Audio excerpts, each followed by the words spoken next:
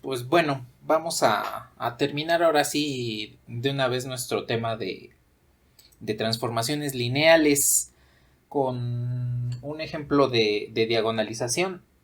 A ver, nada más rápidamente una recapitulación de esta situación. Hace pues ya una semana, bueno, casi 2 semanas, comenzamos a ver lo que son los valores y vectores propios. Cuando tenemos un operador lineal y a un vector lo evaluamos con la regla de correspondencia y nos devuelve el mismo vector con un escalar lambda,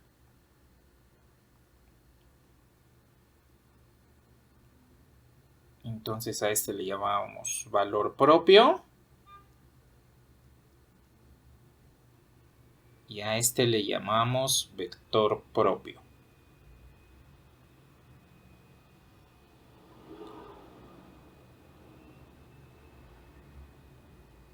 Este tipo de vectores y de escalares pues son especiales para cada transformación lineal. En términos de una matriz, pues lo podemos expresar de esta manera. A por u igual a lambda u. Y para calcularlos lo que hacemos es a le restamos lambda veces la identidad por u y esto nos devuelve el vector nulo. Entonces, con esta ecuación matricial encontrábamos los vectores propios y con el determinante a menos lambda i igual a 0, este sí es 0 porque este es un determinante, es un número nada más, entonces obteníamos los valores propios. Esto era lo primero que habíamos comentado respecto a valores y vectores propios. Me voy a bajar nada más un poquito aquí, le voy a quitar el título. Ahora, habíamos visto una característica importante y es si yo tengo una matriz, le voy a poner primero la matriz D. La matriz C por D igual a por C. Entonces, podríamos despejar D para que nos quedase como C inversa por A por C, donde C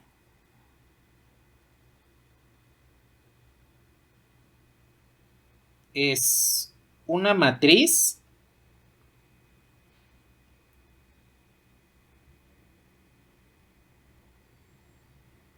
formada por vectores propios.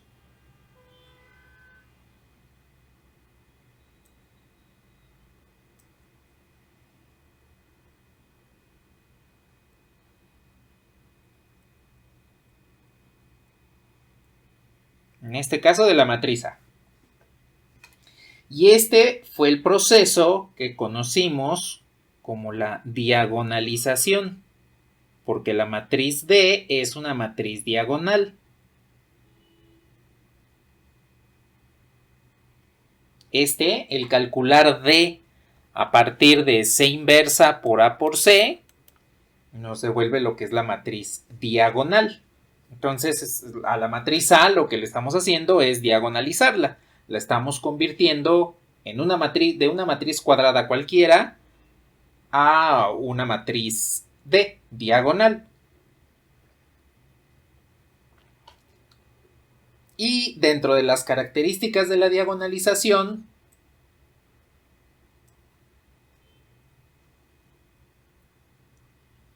habíamos tomado, por ejemplo, esta matriz, que es de orden 2, pero recuerden que se puede generalizar a cualquier orden. Esta sería nuestra matriz D. Y la matriz C estaría formada por vectores propios. De esta forma. Entonces, el orden en el que colocásemos los vectores propios U,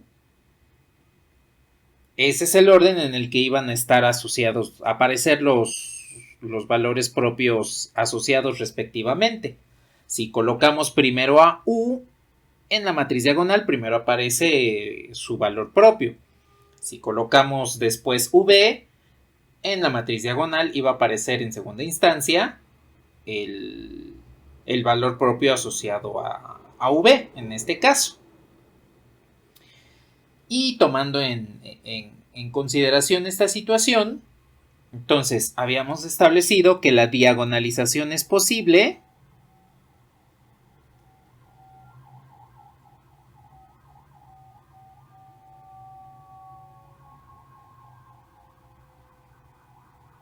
siempre y cuando existiese igualdad entre el orden de la matriz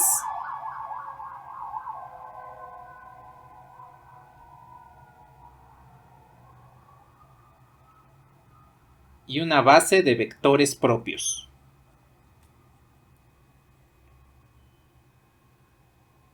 Eso es lo que habíamos establecido al final.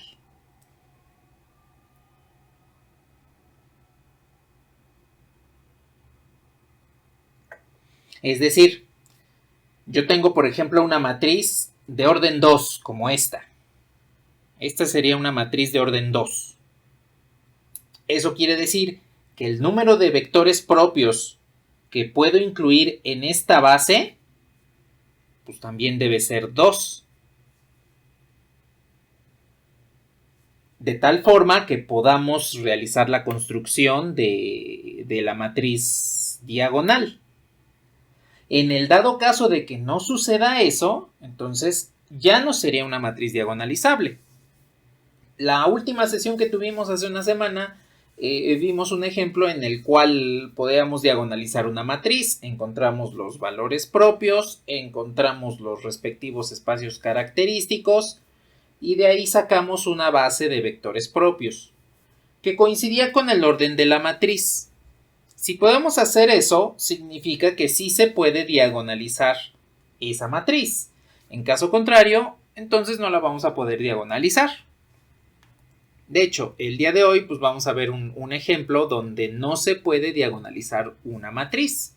Vamos a darnos cuenta que a pesar de que sí podemos obtener sus valores propios, sí podemos obtener sus espacios característicos, no vamos a poder encontrar una base que coincida con el orden de la matriz que queremos diagonalizar.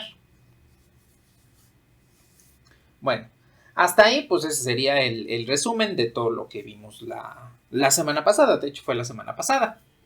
Entonces, nada más en el momento que me indiquen que podemos mover la pantalla, comenzamos a ver el ejemplo y lo vamos a retomar desde cómo calcular los valores propios, los espacios característicos, y ya de ahí vamos sacando la base para poder determinar si podemos o no diagonalizar la siguiente matriz.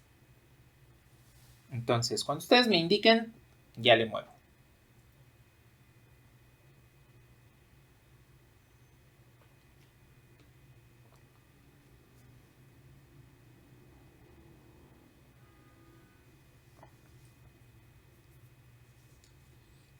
Vale, pues.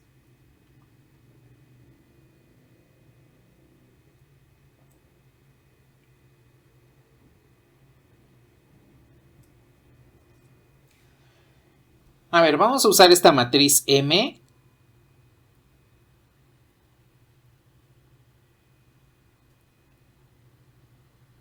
Es la siguiente. Menos 1, 1, menos 1. Ese es el primer renglón. 0, 1, 2. Y 0, 2, 1. Esta es la matriz que vamos a trabajar para ver si se puede o no diagonalizar. Vamos a tratar de encontrar con esta matriz una diagonal D que al multiplicar por C inversa por M por C, pues se pueda calcular esto. Nada más hay que recordar, la matriz C pues debe tener inversa. Para que tenga inversa, debe ser cuadrada, en primera instancia. Y segundo, tener compatibilidad en la multiplicación. Si la matriz C es cuadrada, pues entonces la matriz M también es cuadrada y del mismo orden. Entonces, aquí nada más voy a notar que el orden de la matriz M, pues es 3. Entonces, para determinar si esta matriz se puede o no diagonalizar, debemos tomar en cuenta tres vectores. Tres vectores que deben estar formando las tres columnas de la matriz C. Bueno, pues voy a armar entonces la ecuación para calcular los valores vectores propios. A ver.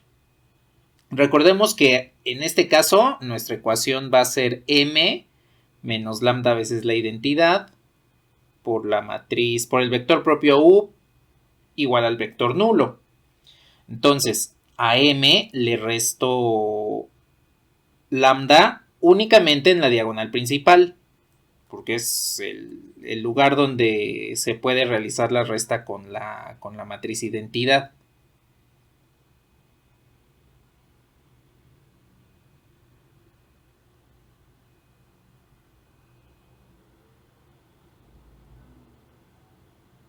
Ahí está. Y pues el vector u debe ser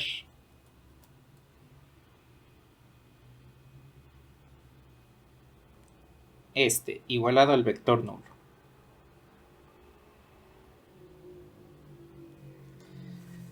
Bien. Entonces, pues ya tengo aquí la ecuación lista.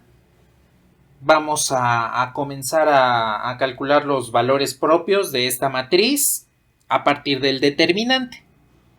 Y tomando en cuenta eso, pues ya vamos a poder encontrar los espacios característicos y determinar si se puede o no diagonalizar la matriz.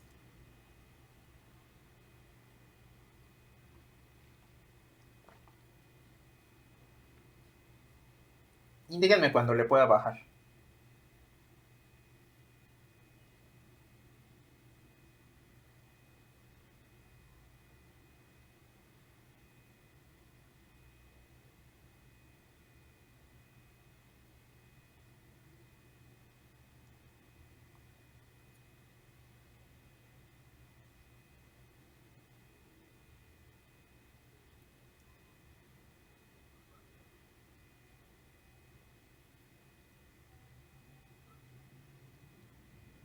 Bueno.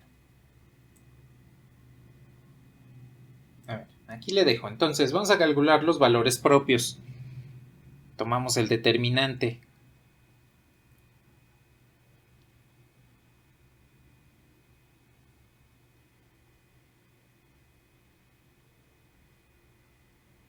Que tiene que estar igualado a 0. Bien, recuerden que pueden calcular el determinante mediante el producto de las diagonales hacia abajo menos el producto de las diagonales hacia arriba, repitiendo las dos primeras columnas o repitiendo los dos primeros renglones abajo. Cualquiera de esas dos situaciones les ayuda a calcular el determinante, pero también podemos usar cofactores, y es elegir la columna que tenga mayor cantidad de ceros, que viene siendo esta, y entonces vamos a ir eliminando renglón por renglón. Bueno, a ver, entonces, esta es la que tiene mayor cantidad de ceros. Y lo que hacemos es multiplicar el primer elemento, eliminar entonces el renglón, y lo que nos quede, pues es lo que le calculamos un determinante tal cual. Ahí está ya el primer renglón eliminado. Y así nos seguimos con los siguientes. Más, bueno, menos, porque recuerden que vamos alternando. Este es positivo, el siguiente es negativo. Elimino renglón. Pues aquí nada más voy a poner una indicación del... Este nada más queda así. Más 0, que vendría siendo el siguiente renglón, igual por su siguiente determinante, y esto es igual a 0. Entonces, aquí nada más recordando cómo opera el método de cofactores.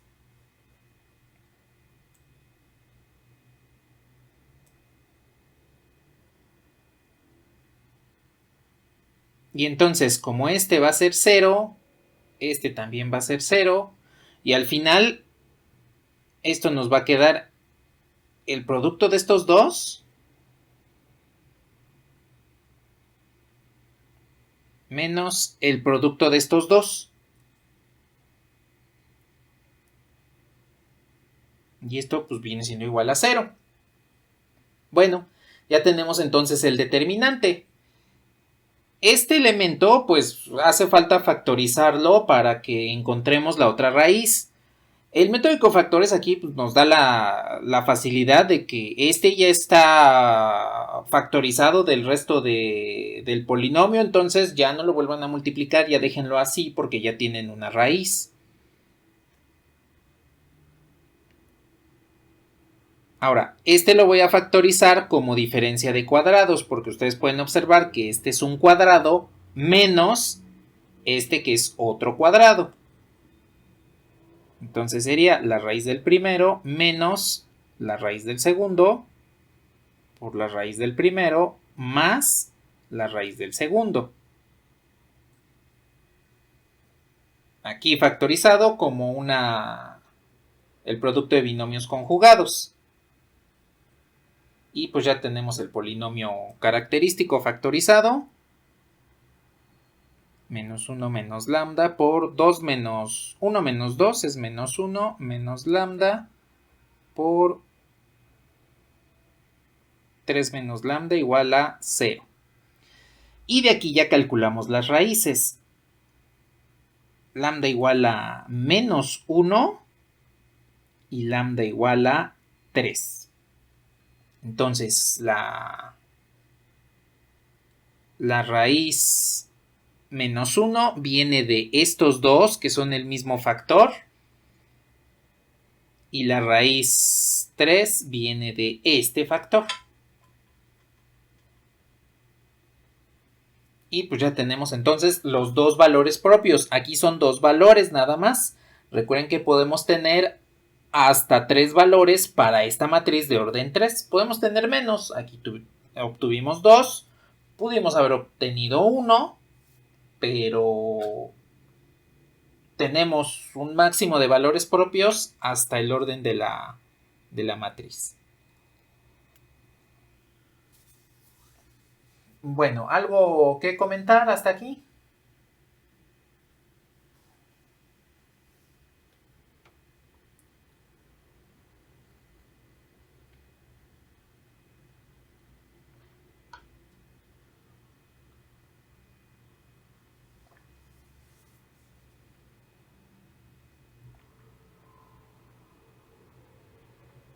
Bueno, en el momento en el que me lo indiquen, le bajo para comenzar a ver los espacios característicos. Y ya de ahí determinamos si existe o no diagonalización.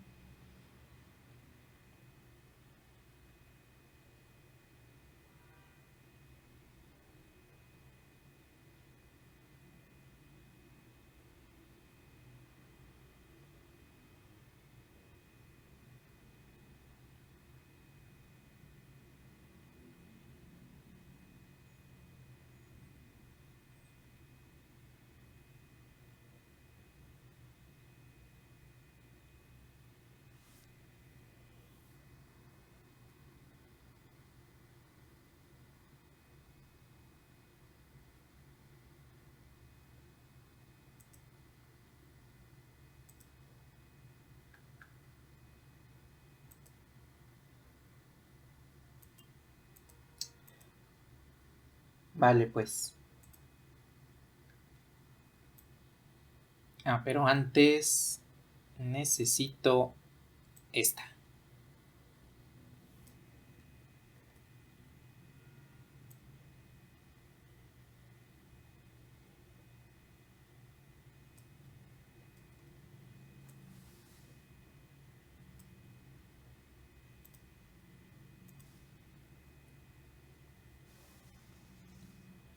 A ver, entonces, pues vamos a encontrar el espacio característico de cada uno de estos valores. Y en este caso voy a tener que para lambda igual a menos 1, al sustituirlo en esta matriz, sustituyo menos 1 aquí y nos queda 0. 0, 1, menos 1. Sustituyo menos 1 aquí y nos queda 2. Este es 0. También es 2. 0, 2. Sustituyendo menos 1 aquí, nos queda 2.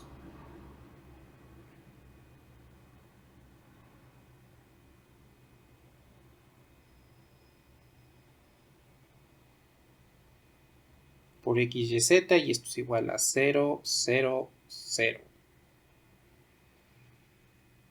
Vale. A ver, aquí este sistema de ecuaciones nos queda como x menos y, no es cierto, y menos z. Al multiplicar es y menos z igual a 0. Al multiplicar este por este es y menos z. 2y más 2z es igual a 0 y 2y más 2z es igual a 0. Ese es el sistema de ecuaciones lineales que debemos resolver para encontrar el espacio característico asociado. Entonces, pueden darse cuenta que la segunda y la tercera ecuación son la misma.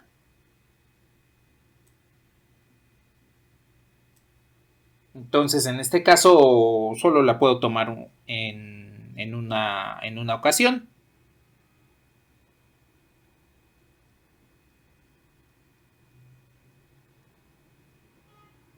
A ver, de esta primera encontramos que y es igual a z. Si sustituyo en la de abajo, encontramos que 4y es igual a 0. Porque como y es igual a z, pues la sustituyo aquí y me queda 2y más 2y, pues es 4y. Y por lo tanto y es igual a 0. Y como y es igual a z, encontramos que z también es 0. Observen que el sistema de ecuaciones no depende de x y por lo tanto esa variable puede tomar el número real que sea. Entonces, en este caso el espacio característico asociado a menos 1 son todos los valores, todos los vectores x, y, z, donde x pues existe por sí misma, y vale 0 y z vale 0.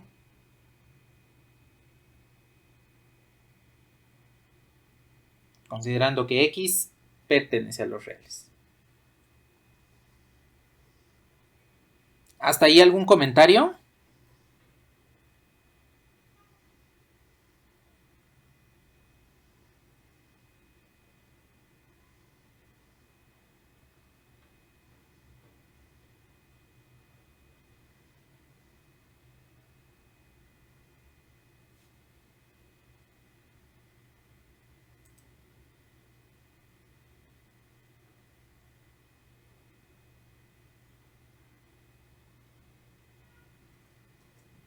Este es nada más el espacio característico.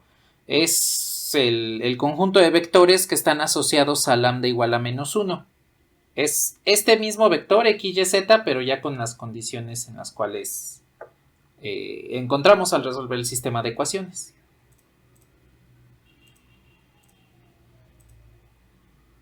Ni nada.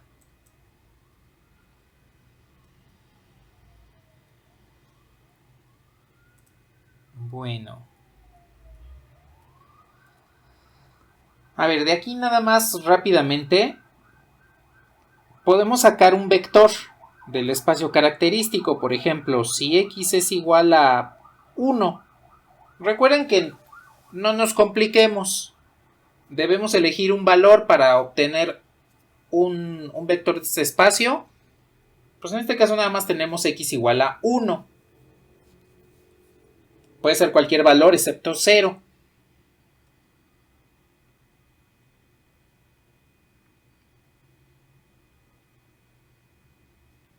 Entonces con x igual a 1 obtenemos el vector 1, 0, 0.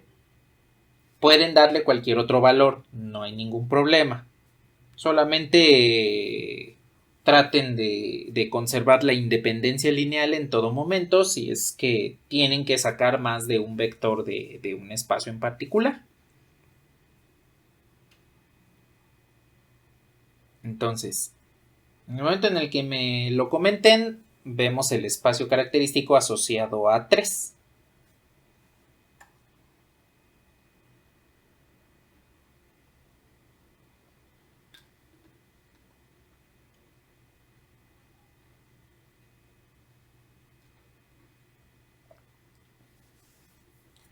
Bueno, pues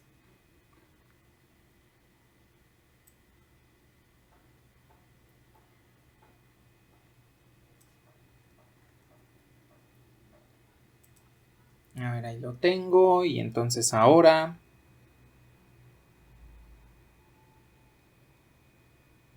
para lambda igual a 3. A ver, ¿qué es lo que nos va a devolver? Sustituyo 3 aquí, aquí y aquí. Nos queda menos 4, 1 menos 1, 0, menos 2, 2, 0, 2, menos 2.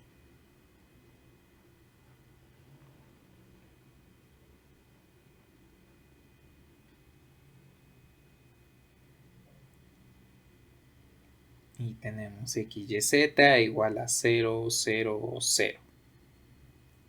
Bueno, a ver, aquí el sistema de ecuaciones es un poquito más grande. En este caso tendríamos 4x más y más z es igual a 0, que es la primera ecuación al multiplicar esta por esta. Y después tenemos menos 2y. ¿Menos cuál? Ah, cierto, cierto.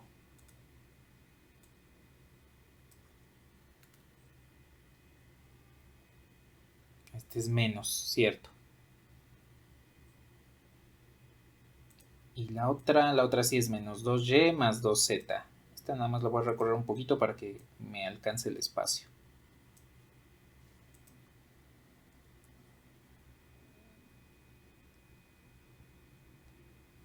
Ahí está. Menos 2y más 2z.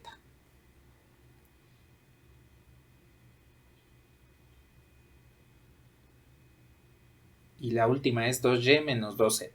Bueno, aquí pueden observar que la segunda y tercera ecuación prácticamente son la misma. Una es múltiplo negativo de la otra. Entonces, nada más la voy a tomar en cuenta una sola vez. Voy a tomar, por ejemplo, la segunda. Entonces, menos 4x más y menos z igual a 0. Esa es la primera ecuación. Y de la segunda ecuación tengo menos 2y más 2z. Y esto es igual a 0. Ahora voy a despejar. De aquí obtenemos que y es igual a z. Y al sustituir acá arriba, encontraremos entonces menos 4x. Y pues es igual a z, entonces aquí tendría más z menos z. Y esto es igual a 0. Observen que esa ecuación, pues entonces nos dice que menos 4x es igual a 0 y en consecuencia x es igual a 0. Bien, en este caso, pues las condiciones en particular serían que para el espacio característico asociado a 3, ahora tenemos x es igual a 0, y es igual a z y z es igual a z, donde z pertenece a los reales. Si nos hubiese dado algún otro valor característico, pues hacemos este mismo proceso constantemente hasta que cubramos todos los espacios en particular para cada uno de los valores propios que nos haya devuelto la matriz.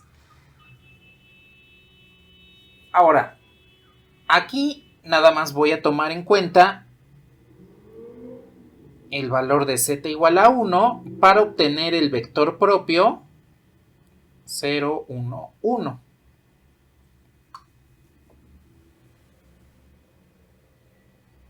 Y entonces, hasta ahí queda la obtención de los valores y de los valores propios y de los espacios característicos.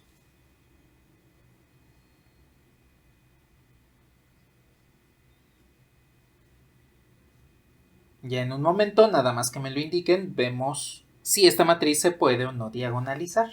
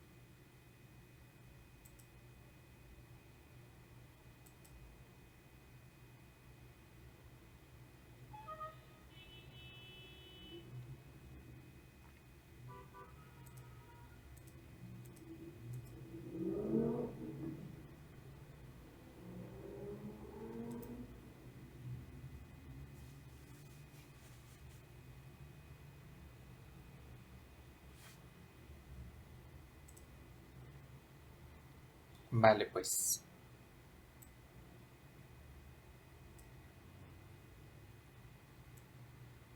A ver, pero voy a subir por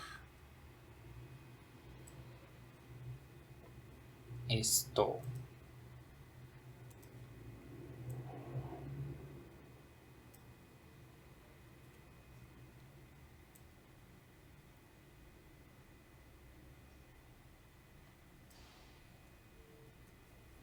Y a ver, en este caso, pues aquí tengo la matriz que queremos diagonalizar, es de orden 3.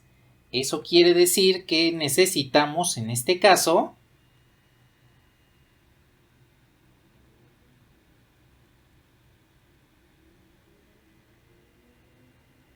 tres vectores propios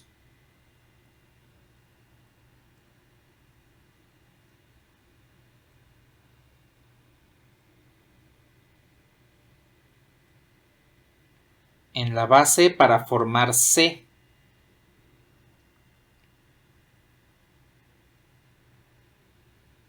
Eso lo sabemos porque el orden de la matriz pues es 3. Ahí le puse C en lugar de la matriz C.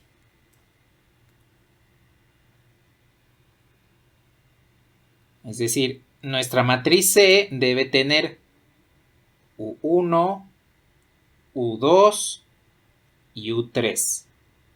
Porque necesitamos tres vectores propios para tener una matriz cuadrada y con ello pues podamos establecer correctamente la diagonalización.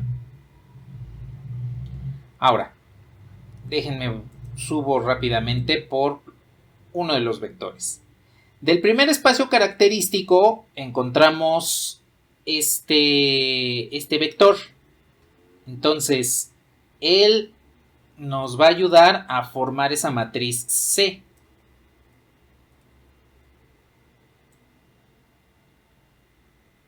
Podemos decir entonces que el vector U1, en realidad puede ser cualquiera de estos tres, pero vamos a decir que es U1. El vector U1 vendría siendo el vector que aporta el primer espacio característico, el primerito que sacamos.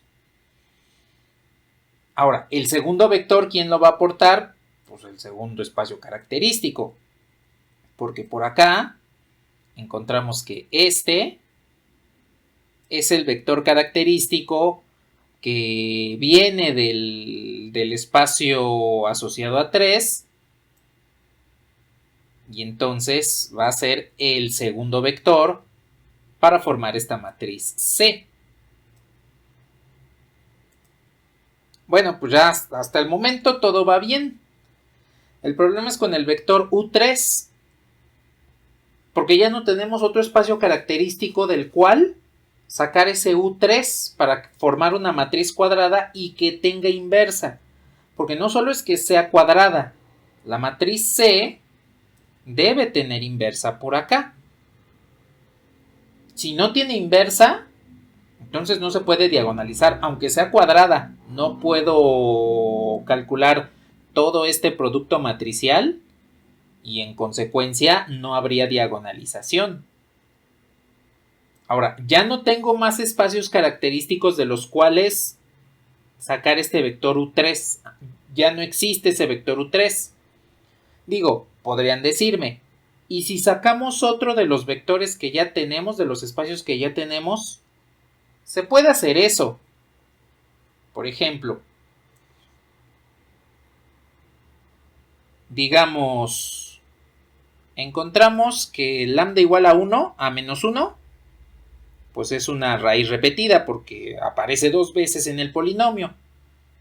Pues saquemos de ese espacio un vector. Digamos, ya tenemos este. Pues ahora saquemos el vector cuando x sea igual a 2. Eso nos denotaría entonces el vector 2, 0, 0. Y ese va a ser la tercera columna. Entonces, para completar mi matriz C cuadrada, pues utilizamos por ejemplo ese 2, 0, 0. Ya tengo la matriz C cuadrada. Sí, pero el problema es que necesito que forme una base. Porque la base siempre nos denota independencia lineal y la independencia lineal nos asegura que exista la matriz inversa. Si tomo estos tres vectores, la inversa de C no existe. Y la razón es porque este es combinación lineal de este. Cuando hagamos el proceso del escalonamiento, por ejemplo, para calcular la inversa, nos vamos a encontrar un renglón de ceros, una ecuación degenerada. Y por lo tanto no hay inversa. O si lo calculamos por cofactores, el determinante va a ser 0. Entonces, no tenemos un espacio característico diferente a los dos que ya conocemos, pues porque esta matriz no lo tiene. Y al no tenerlo, no podemos diagonalizar. Aquí el dictamen es que M no se puede diagonalizar.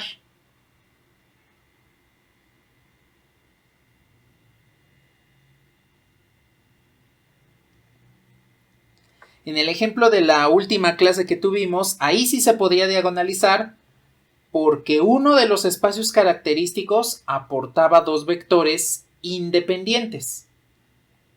En este caso no se puede eso.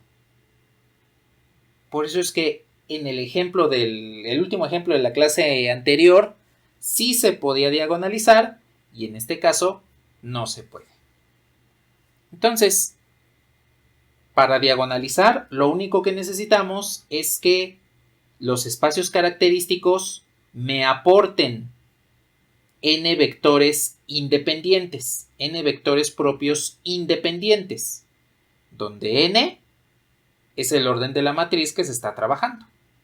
En este caso tengo una matriz de orden 3, entonces los espacios característicos de esa matriz M tienen que aportar tres vectores, tienen que aportar tres vectores linealmente independientes. Si no se puede lograr, no se puede diagonalizar.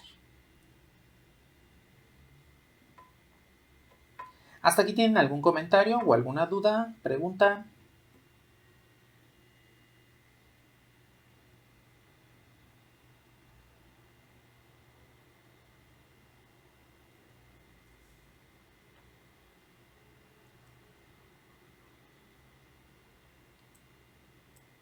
Bueno.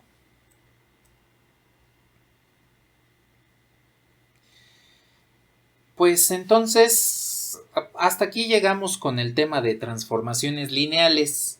De hecho, a pesar de que ya habíamos visto la diagonalización y un ejemplo de la matriz que sí se puede diagonalizar, quería ver uno de una matriz que no puede diagonalizarse, precisamente para que observaran la diferencia.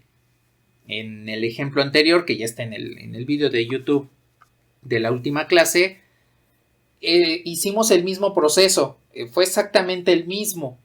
La diferencia es que esa matriz, sus espacios propios, sí nos daban la base completa y en este caso no nos la puede dar esa matriz, los espacios característicos de esta matriz. Entonces, cada matriz es diferente y por lo tanto cada matriz puede tener un resultado diferente.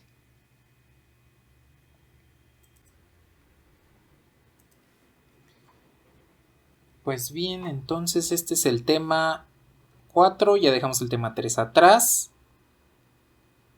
que se llama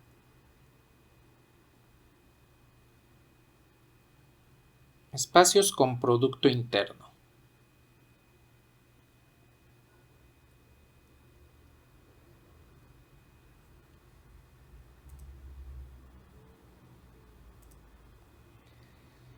A ver, aquí nada más una cuestión rápida. En el tema 2 de espacios vectoriales,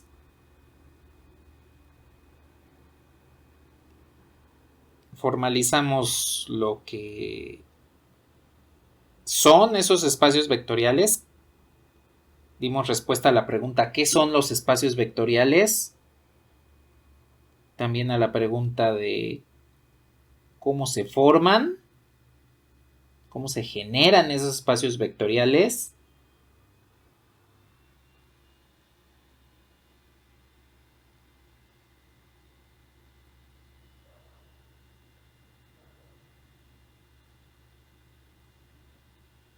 Y qué características tienen. Independencia lineal, combinación lineal, bases, etc. Eso es lo que vimos en el tema 2 de espacios vectoriales. Estoy saltando el tema 1 porque el tema 1 es más como antecedente para álgebra lineal que propiamente dicho parte de álgebra lineal.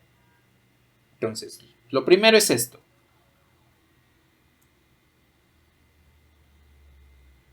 En el tema 3, que es el que acabamos de concluir,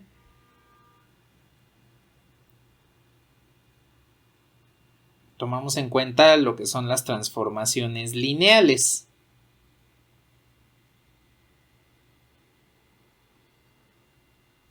Y en este respondimos preguntas a cómo relacionar espacios vectoriales,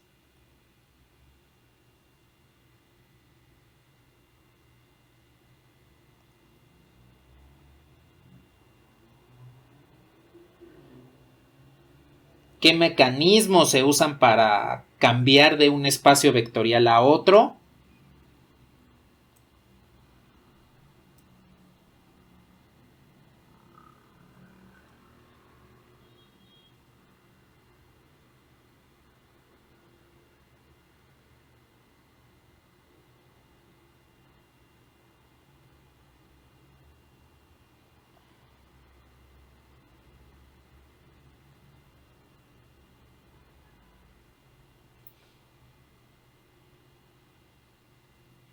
y una muy importante es qué efectos tienen las transformaciones lineales. Por ejemplo, el núcleo, el recorrido, vimos un poquito de efectos geométricos, los valores y vectores propios, la diagonalización, la inversión de una transformación lineal.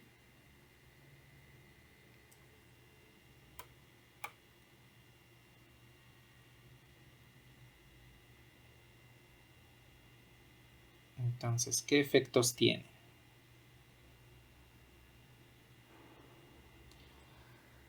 Bien, pues tomando entonces en consideración eso,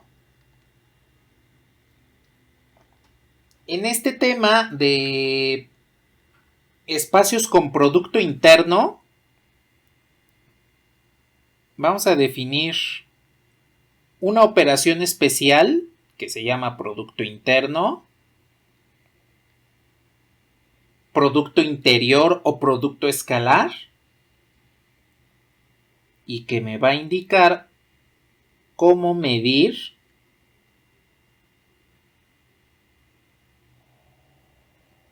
en el espacio vectorial.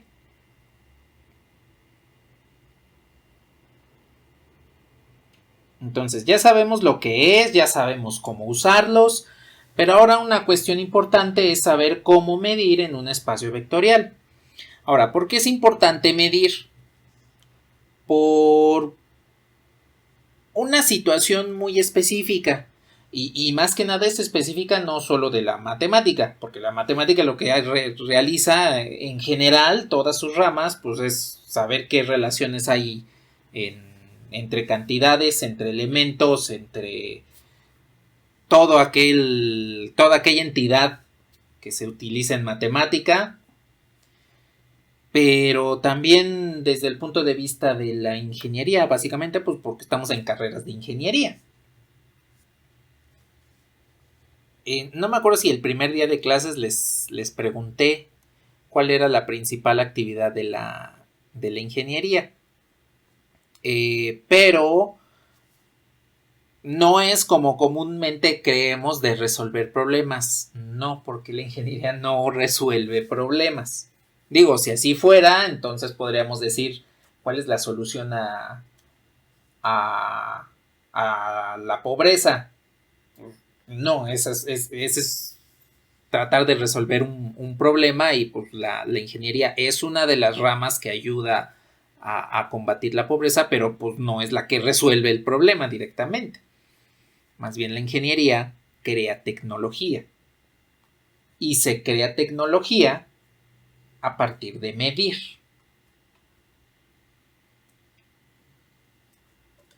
Entonces, este tema de producto interno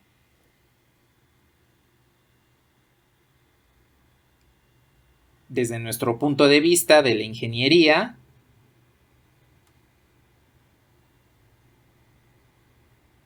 es crear tecnología utilizando las mediciones. Esa es la principal actividad de la ingeniería. Medir. Crear tecnología, sí, pero la más básica es medir. Bueno, supongamos un aparatito muy simple. Un refrigerador. ¿Cómo sabemos que el refrigerador está realizando su trabajo?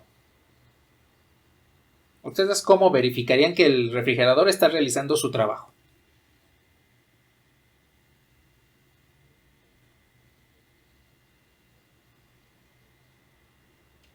Si las cosas están frías, exactamente. Digo, para personas comunes y corrientes, estando en nuestras casitas, pues somos personas comunes y corrientes, y para saber si las cosas están frías, pues metemos la mano, y si está frío, pues está bien. Si no está frío, algo le pasa al refrigerador.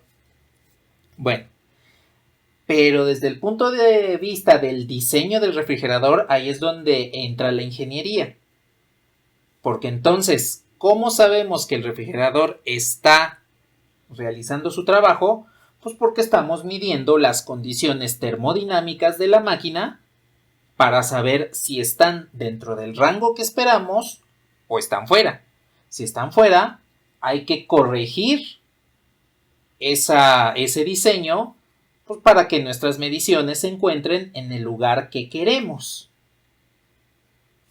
A final de cuentas, las dos situaciones, el que abran su refri y metan la mano y sientan, ay, pues sí está frío, hasta me duele la mano, ¿no? Y que lo hagan desde el punto de vista de, a ver, vamos a medir todos los parámetros de presión, de temperatura, de circulación del líquido enfriante, etcétera.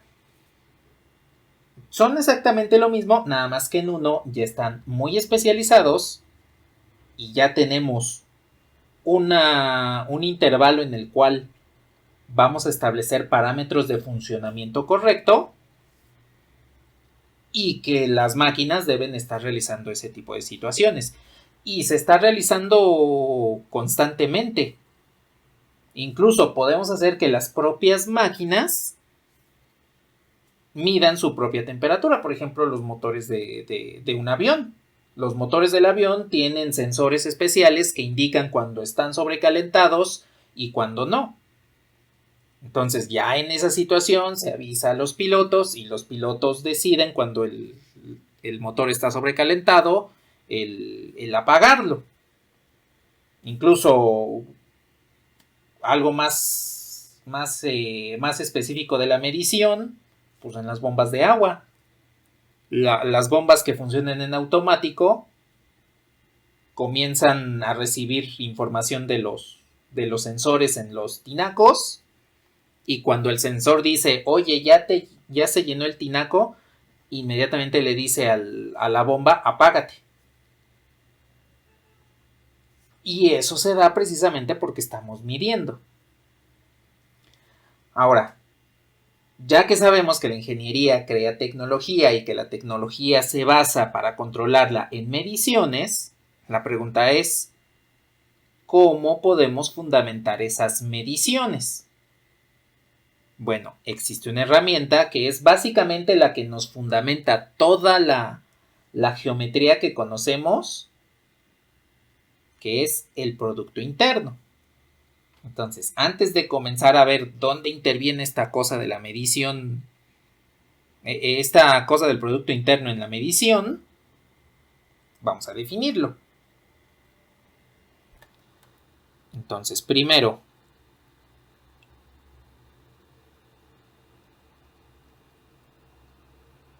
el producto interno. El producto interno no es otra cosa más que una función.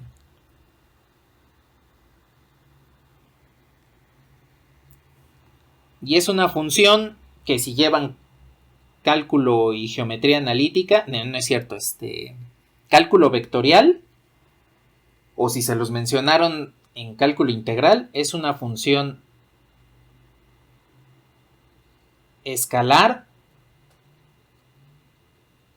con dos variables vectoriales.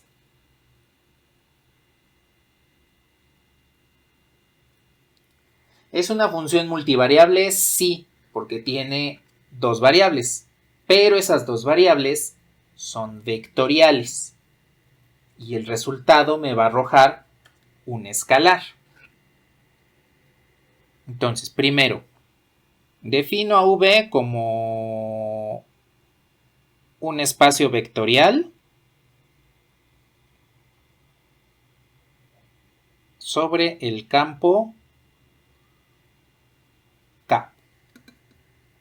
El campo de los escalares, ¿no? V son los vectores, K son los escalares. Entonces, un producto interno es una función que toma dos elementos de V y me devuelve un escalar, un valor de K.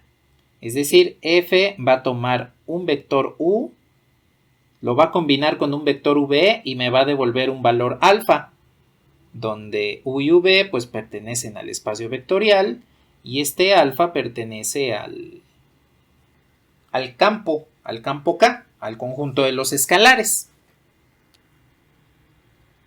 Ahora, con estas situaciones de función escalar con dos variables vectoriales y que toma dos vectores y me devuelve un escalar, probablemente estén pensando en el producto punto. Y sí, el producto punto es un producto interno, porque primero cumple con esta situación, que toma dos vectores, los mezcla con alguna regla de correspondencia y les devuelve un escalar. Sí, pero no todo termina aquí, porque recuerden que estamos en álgebra lineal y al momento todo lo que hemos visto debe satisfacer la conservación de la suma de vectores y la multiplicación por un escalar. Entonces, en el momento en el que me lo indiquen, voy a desplazo la pizarra un poquito para que veamos las tres características en particular que debe cumplir todo producto interno.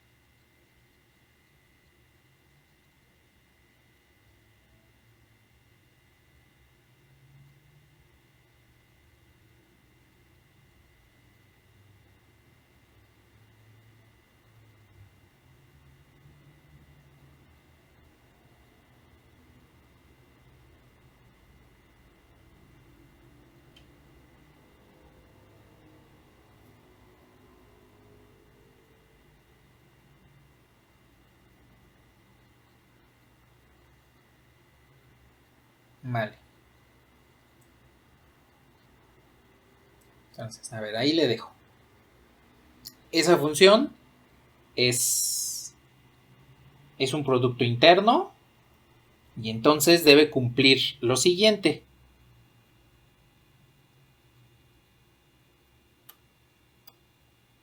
Satisface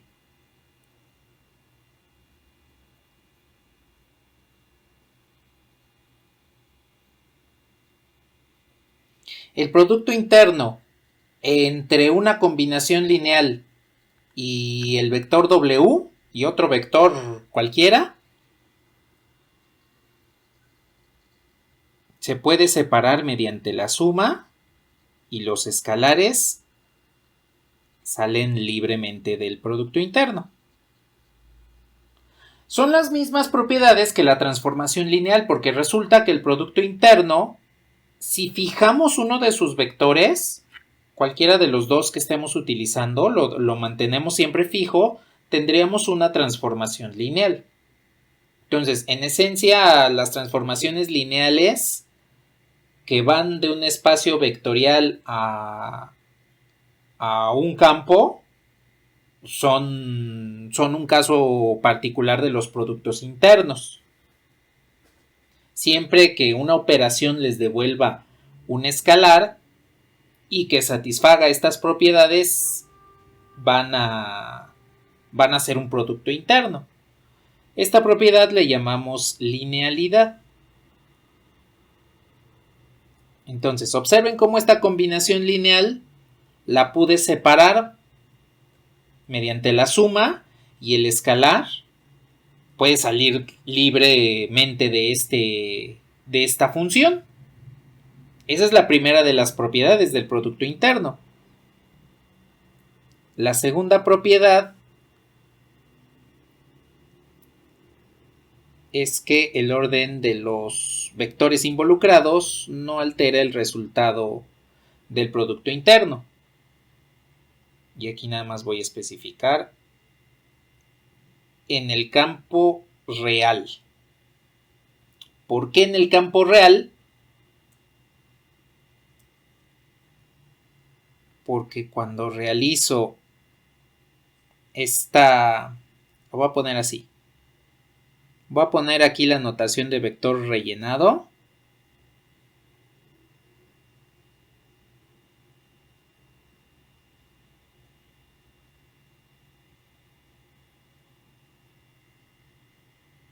Porque cuando realizo un producto interno en campo complejo, resulta que al intercambiar el orden de los vectores, necesitamos realizar un conjugado.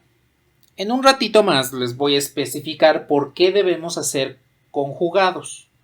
Por qué en productos con números complejos siempre debemos tomar en cuenta el conjugado.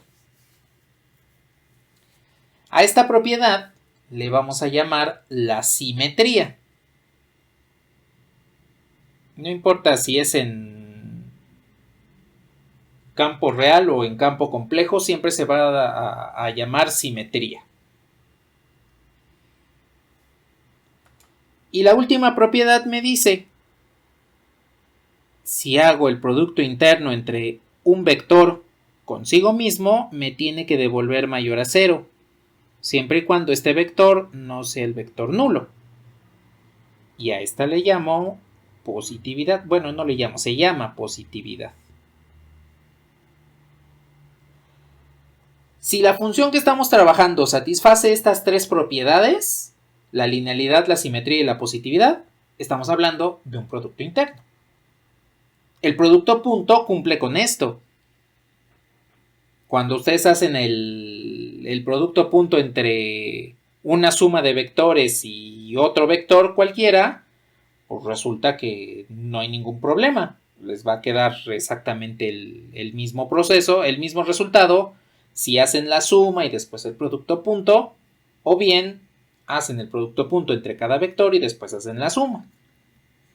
No importa el orden en el que hagan el producto punto, siempre les da el mismo resultado. Y cuando hacen el producto punto de un vector consigo mismo, que no es el vector nulo, siempre les da un número positivo. Entonces, con estas tres propiedades, siempre vamos a tener un producto interno. Obviamente, la función tiene que tomar dos vectores y arrojarles un escalar. Y en particular, esta última es la que les permite realizar las mediciones. Porque cuando hacemos mediciones, físicamente tienen que ser positivas. Por ejemplo, cuando miden una distancia, pues esa distancia tiene que ser positiva. Cuando le ponemos una referencia, entonces ya podemos tener un signo negativo. Por ejemplo, si ustedes dicen, pues mi referencia es donde estoy de pie. Y enfrente de mí son distancias positivas.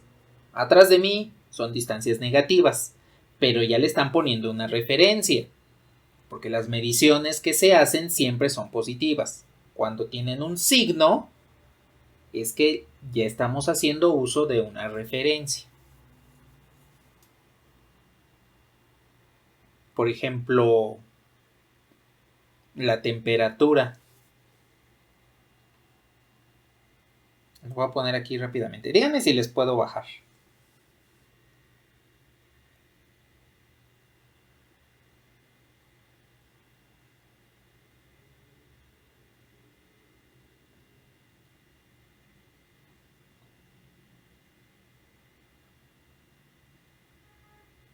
Vale. Entonces, aquí nada más aclarando rápidamente por qué las mediciones siempre son positivas y cuando tienen signo ya es porque estamos dando una referencia. Supongamos que tenemos por aquí un termómetro en el cual pues tenemos un material que de acuerdo a la temperatura se puede expandir. Termómetro es lo que ustedes quieran, porque ya no solamente hay termómetros de mercurio. A ver, si yo tengo aquí el termómetro, si la temperatura aumenta, la sustancia que hay dentro del termómetro se va a expandir y va a crecer. Y pues nos va a marcar una temperatura. ¿Cuál? Pues no sabemos cuál sea en particular. Aquí nada más sabemos que la temperatura estaría aumentando o disminuyendo y diríamos que pues siempre es positivo porque no hay forma en la cual este elemento se contraiga tanto que desaparezca. No hay manera físicamente de que eso suceda, entonces solamente se expande en cuestiones positivas. Llega a comprimirse por la temperatura en un volumen ya mínimo predeterminado, pero al expandirse pues puede ir creciendo y entonces eso hace que solo tenga mediciones positivas. Pero ¿qué pasa cuando yo digo, pues si tenemos 0 grados y yo sé que esta sustancia se está expandiendo conforme aumenta la temperatura, cuando esté en este nivel la sustancia, pues va a ser que está a 0 grados. Si sube, entonces tenemos temperatura mayor a 0. Y si se comienza a contraer, pues entonces tenemos temperatura menor a 0. Pero dense cuenta que la columna de la sustancia que tienen ahí siempre tiene una medición positiva. Ustedes ponen una reglita y dicen, pues mide tantos centímetros. Y siempre son centímetros positivos, la medición es positiva. Cuando ya le ponen una referencia, ya pueden tener mediciones positivas y negativas, pero siempre y cuando esté su referencia. Si no tienen referencia, pues no, siempre va a ser positivo. Físicamente las mediciones siempre son positivas. Cuando le ponemos una referencia, es que ya estamos estableciendo para algún fenómeno en particular qué es lo que está sucediendo. Y entonces ahí es donde entra en juego precisamente la positividad. Porque esta propiedad del producto interno es precisamente la que me indica una medición. Y lo vamos a ver con base, en este momento, con base en el producto punto. Quiero preguntarles, ¿cómo calculan si tienen un vectorcito U? Por ejemplo, XY. ¿Cómo calculan el módulo de U?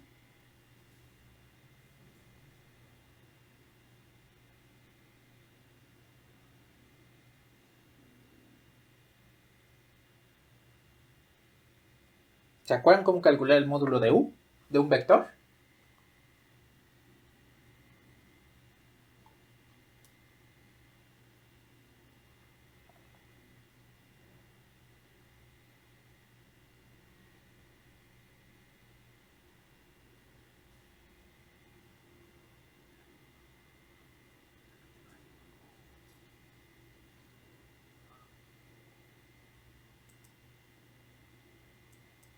Bueno, el módulo lo calculan tan rápidamente como x cuadrada más y cuadrada y todo esto raíz. ¿Por qué? Pues porque viene del teorema de Pitágoras. Aquí tendrían su vector u, su componente en x y su componente en y. Entonces, si yo quiero calcular cuál es la magnitud del vector u, es decir, medirlo,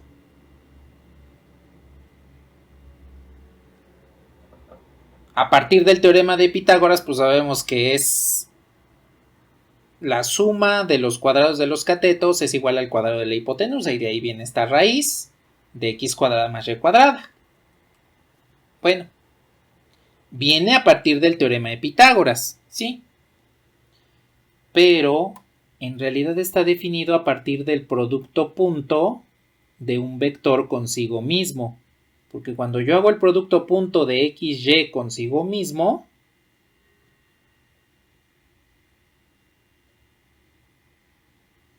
entonces lo que obtengo es raíz, no, aquí todavía no va raíz. Es x cuadrada más y cuadrada. Y es precisamente el interior de este radical. Entonces, el módulo de un vector lo puedo calcular a partir del producto punto del vector consigo mismo. Y eso es posible precisamente por esta propiedad de positividad. Evalúo el producto de un vector consigo mismo para que me dé un escalar que es mayor a 0, que es un escalar positivo, de ahí viene el nombre de positividad. Entonces, en el producto punto, esto es lo que está sucediendo. El módulo de un vector lo pueden calcular como el producto punto del vector consigo mismo, porque a final de cuentas les va a devolver el teorema de Pitágoras y viene siendo una medición. Entonces, aquí ya tenemos dos cosas importantes. Primero, el módulo del vector que conocieron en cálculo y geometría analítica y que en este momento están recordando, viene del teorema de Pitágoras. Pero estos dos se pueden definir a partir del álgebra lineal mediante la positividad del producto interno, que en este caso sería el producto punto. Y pues aquí tenemos la medición. La medición de un vector, medimos un vector a partir de la positividad del producto punto. Ahora, no es la única cosa que podemos medir. También tenemos, por ejemplo, las mediciones de números complejos.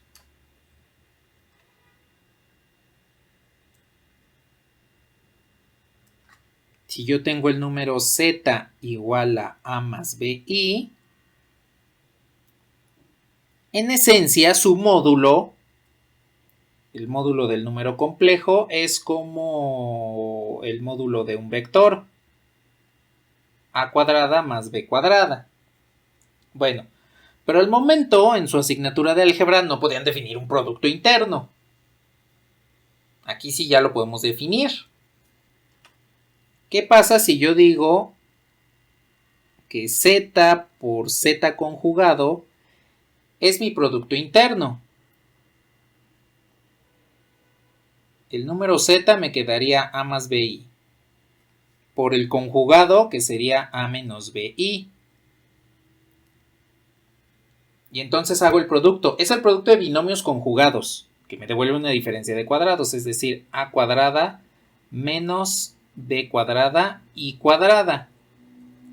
Ahora, y cuadrada, pues es menos 1. Por este menos, obtengo a cuadrada más b cuadrada. Y eso, pues es precisamente el interior del radical. Este módulo del número complejo también viene del teorema de Pitágoras, donde el número complejo es la hipotenusa, el módulo es la hipotenusa, y las partes real imaginarias vendrían siendo los catetos en el plano complejo, ¿no? Pero en esencia es exactamente lo mismo del teorema de Pitágoras. Entonces, aquí nos estamos dando cuenta cómo el definir producto interno, como el producto punto o el producto de un número complejo y su conjugado, nos denota una medición. Y pues es positiva debido a la propiedad de la positividad. Y no es lo único que podemos medir, también podemos medir orientaciones. Cuando un vector está en referencia con otro, o saber cuál es el ángulo entre ellos, eso es la medición de orientación. Una es de magnitud, que vendría siendo aquí el módulo, y la otra es de orientación. ¿A cuántos grados me encuentro de tal vector? ¿Qué ángulo hay entre tal vector y mi vector que estoy trabajando? Entonces, estas situaciones ya nos están dando una herramienta más dentro del espacio vectorial. Con las bases podemos ubicar a los vectores dentro del espacio. Con el producto interno podemos medir qué es lo que está pasando dentro del espacio vectorial. Y puede ser medición de orientación en el caso de los ángulos o medición de magnitud en el caso de las longitudes. Y entonces las cuestiones de medición ya las podemos fundamentar dentro de un espacio vectorial. ¿Hasta aquí tienen algún comentario o alguna pregunta?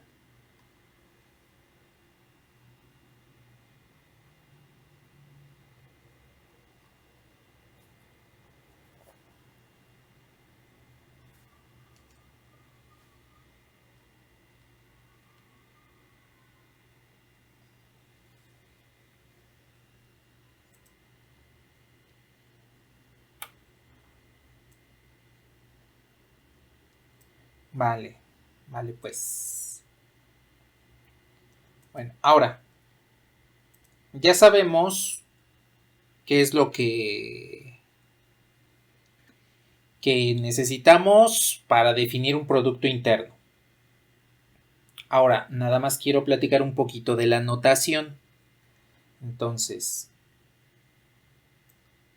voy a bajar.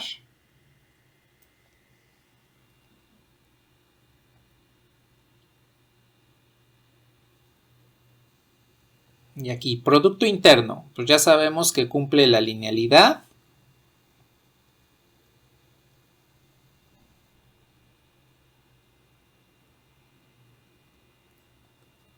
Donde el escalar puede salir del producto interno. Y la suma puede separar.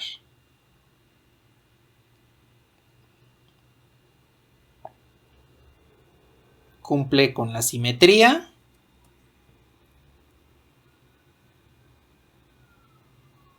No importa en qué orden estemos trabajando el producto interno, nos va a devolver exactamente el mismo resultado. En un momento hablamos de las cuestiones con números complejos. Y tenemos la positividad. en el cual el producto interno de un vector consigo mismo siempre va a ser mayor a 0, siempre y cuando ese vector pues, sea diferente del vector nulo. Entonces, estas son las tres propiedades del producto interno. Ahora, su notación. Cuando yo tomo esta notación, f de uv,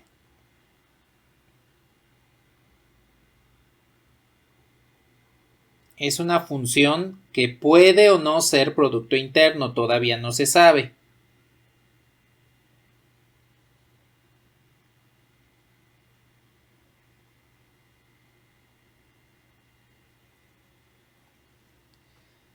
Bueno, ahora, ¿por qué puede o no ser producto interno? Porque no se han probado las tres propiedades. Es posible que sí sea, como es posible que no lo sea.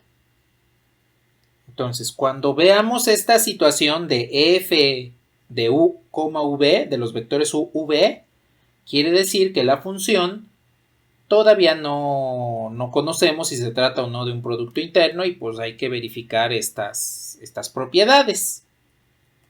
Bueno, esa es la primera situación. La segunda.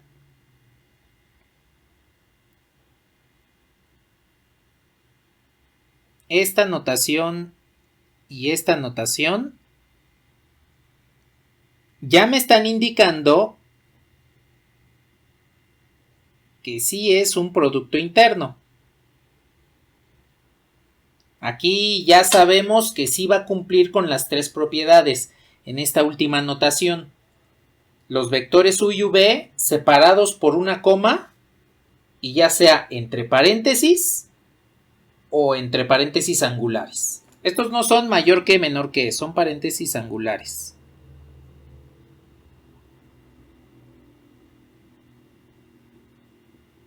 De esta forma. Son dos notaciones estándar porque prácticamente en todo el mundo se utilizan estas dos para denotar al producto interno. Entonces no importa cuál sea la que utilicen, siempre les denota el producto interno. Dense cuenta que aquí ya no estoy utilizando la f que me denota función, porque ya sabemos que es un producto interno. Ahora, en particular, la notación que yo utilizo pues es esta. Y la utilizo para no confundir con la notación usual de vector, porque si se dan cuenta, esa puede ser la notación usual de vector. X, y que conocieron en cálculo y geometría analítica. Entonces, para evitar ese tipo de confusiones, por eso es que utilizo la notación del producto interno con los paréntesis angulares. Ahora, no son las únicas notaciones que existen. Existen otras dos.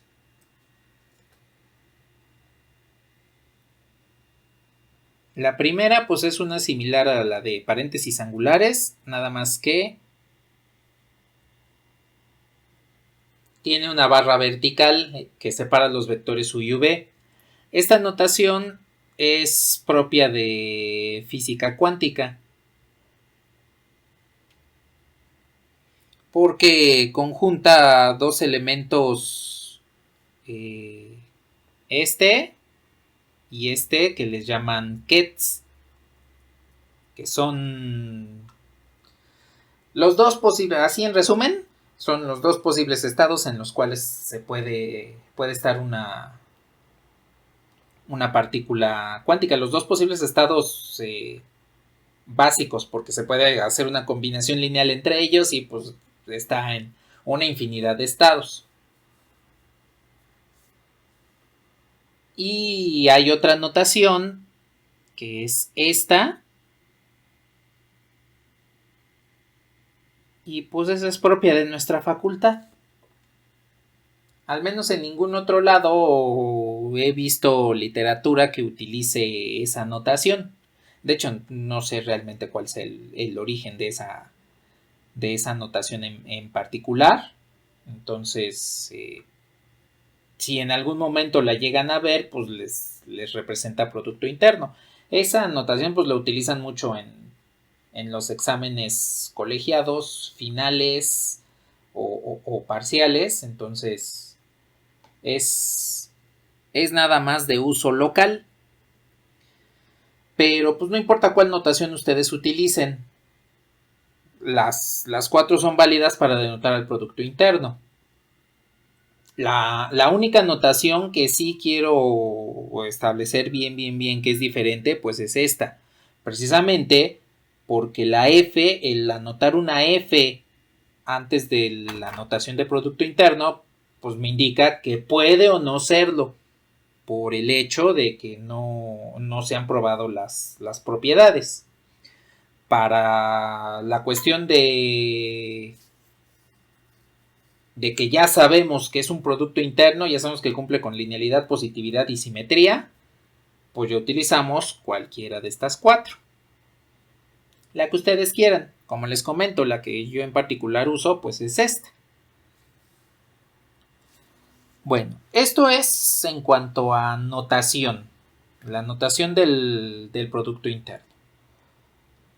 Indíquenme cuando les pueda borrar.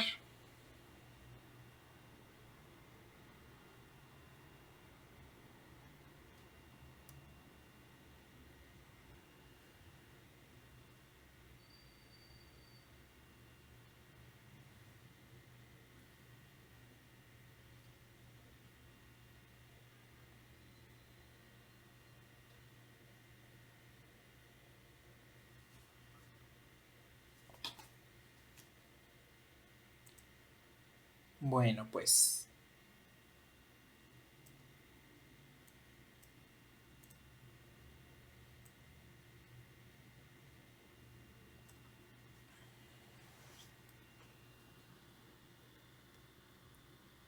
y entonces, nada más para finalizar la sesión del día de hoy,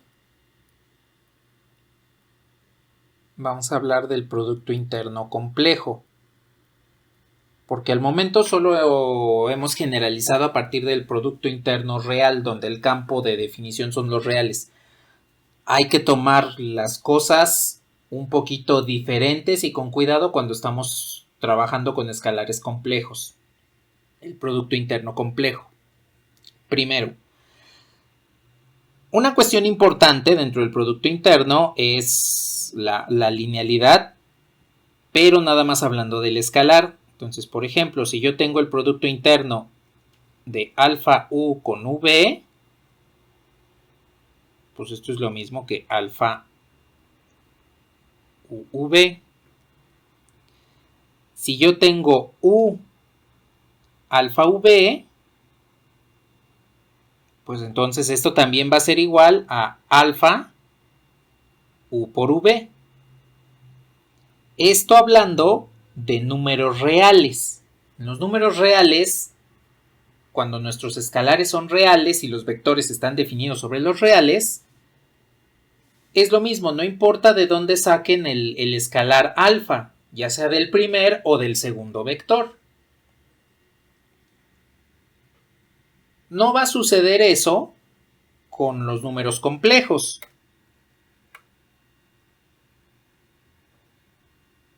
Aquí tengo al vector u y al vector v.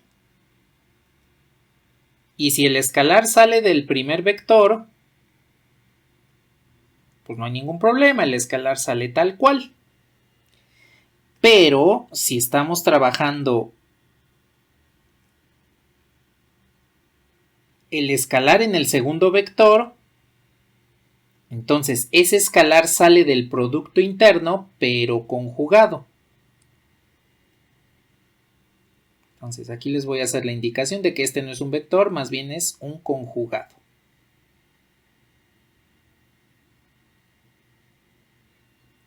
Y esto se da únicamente en los números complejos. Cuando estamos trabajando con vectores con escalares o directamente vectores complejos.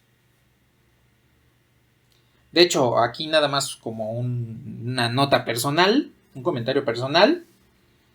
Por eso es que en las lecturas y en las tareas, cuando ustedes ven el nombre de un vector, está en negrita, precisamente para que no se confunda con el conjugado del número complejo al llegar a este tema.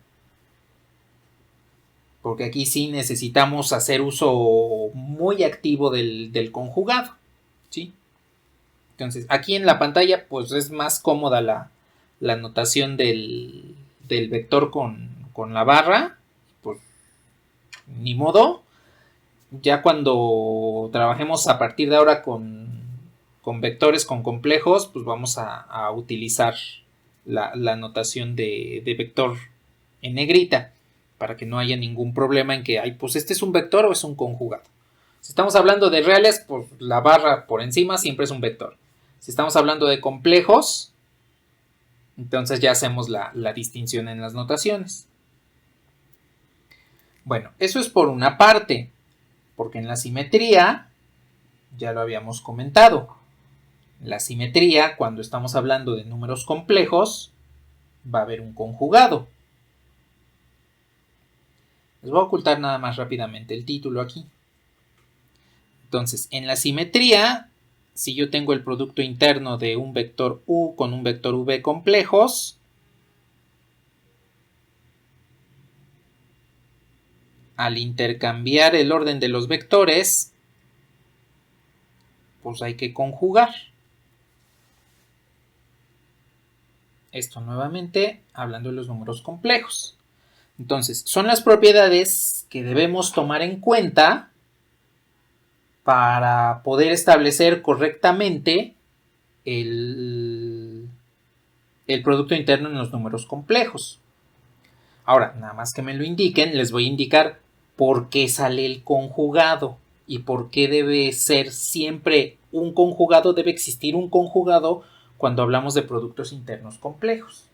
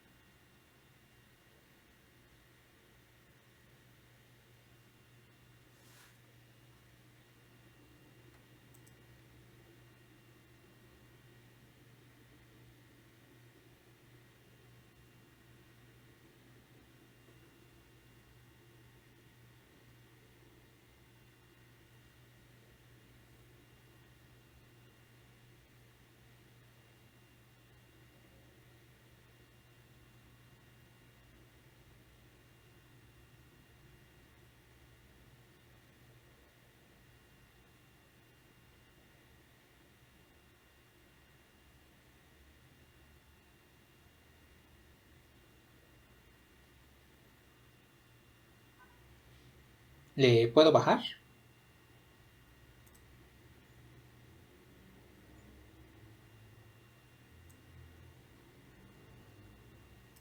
A ver, ¿qué tiene que ver el conjugado en esto?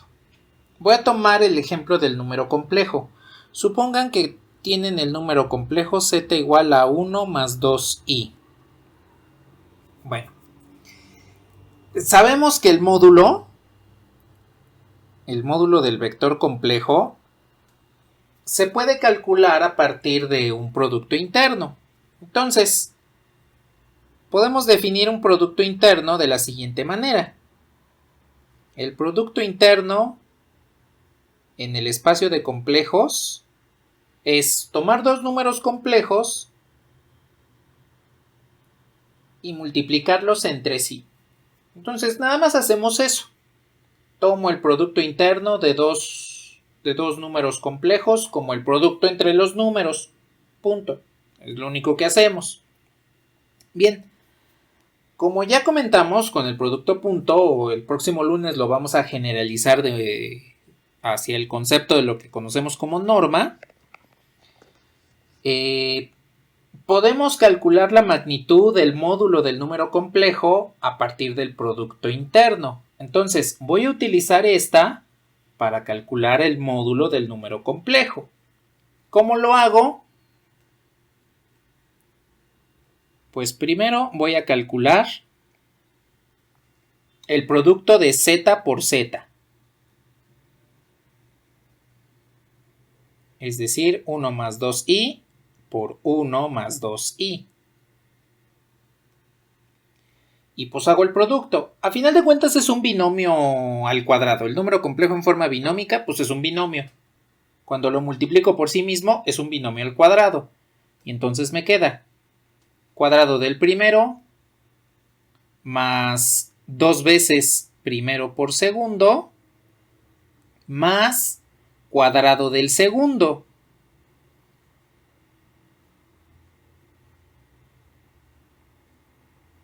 Reduzco y entonces aquí me quedaría como menos 3 más 4i.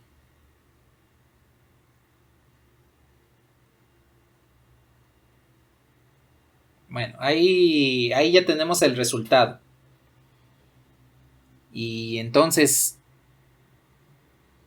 eso querría decir que el módulo del número complejo es la raíz de menos 3 más 4i.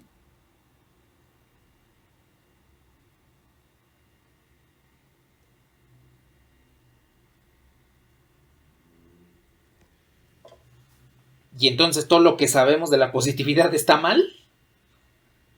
¿O qué es lo que pasa aquí? O bueno, a ver, les pregunto, ¿se puede calcular la raíz de menos 3 más 4i?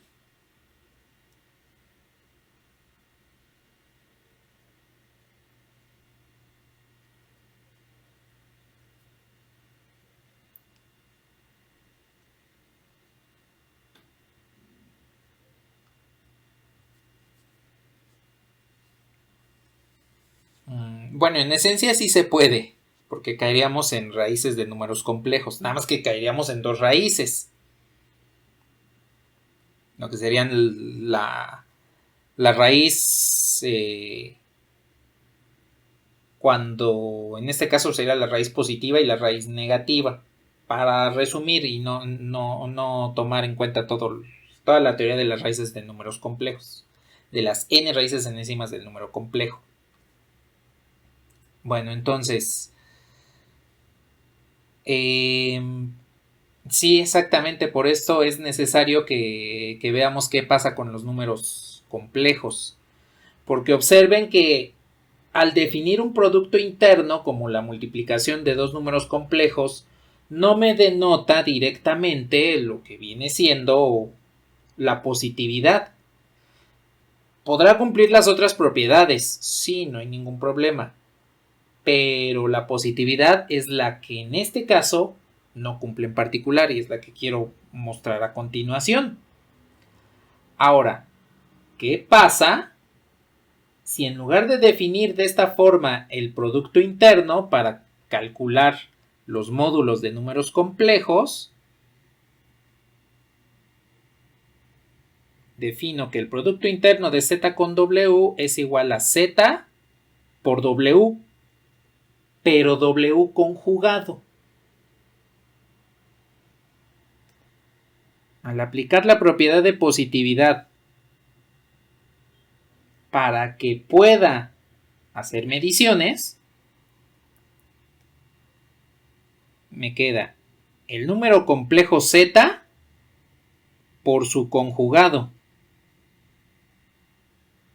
que es la nueva regla que estoy estableciendo aquí para definir un verdadero producto interno en números complejos. Pues caemos en el caso del producto de binomios conjugados. Entonces es cuadrado del primero menos cuadrado del segundo. Y como y cuadrada es menos 1, entonces este me devuelve 5. Y 5 pues sí es mayor a 0.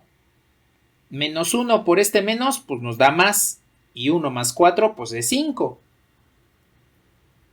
Observen que aquí ya tenemos ahora sí un producto interno en toda regla, porque ya se está cumpliendo la positividad.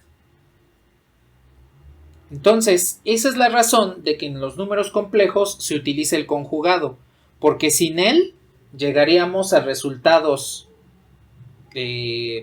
incoherentes, resultados extraños al momento de aplicar la positividad. La positividad siempre me tiene que dar como resultado un número positivo. De ahí el nombre, para que yo pueda hacer mediciones.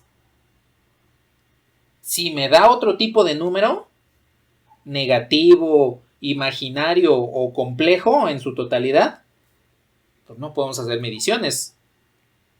Tomando, por ejemplo, el termómetro de hace un rato, sabemos que la medición, ya sin referencia, pues es la columna de la sustancia dentro del termómetro creció 5 centímetros.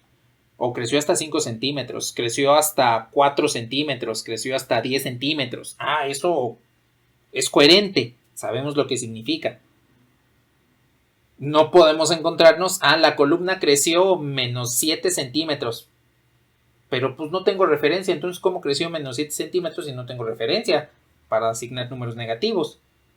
Peor aún, la columna creció menos 3 más 4 y centímetros. No, pues eso, quién sabe cómo se mida.